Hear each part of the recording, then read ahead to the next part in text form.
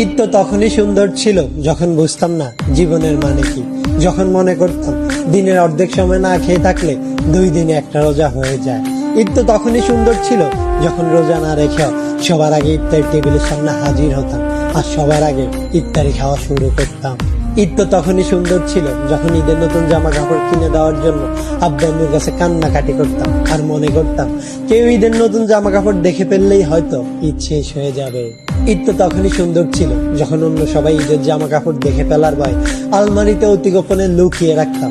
ঈদ তো তখনই সুন্দর ছিল যখন ঈদের দিন সবার পা ধরে সালাম দিতাম আর সালামের জন্য দাঁড়িয়ে থাকতাম। ঈদ তো তখনই সুন্দর ছিল যখন বড়দের দেখতাম তারা কত জায়গায় ঘুরতে যায়, তাদের কত টাকা, আর ভাবতাম কবে জানি বড় হব আর তাদের মতো করে এত সুন্দর করে ঈদ পালন করব। হ্যাঁ, আজ বড় হয়েছে ঠিকই, পকেট ভর্তি আজ অনেক টাকা। ঈদ আজ ঠিকই আছে, কিন্তু হারিয়ে গেছে ছোটবেলায় কাটানো ঈদের সেই আনন্দময় মুহূর্তগুলো। সত্যি অনেক বেশি মিস করি ছোটবেলায় কাটানো ঈদটাকে, যেটা চাইলে কখনো ফিরে পাওয়া সম্ভব নয়।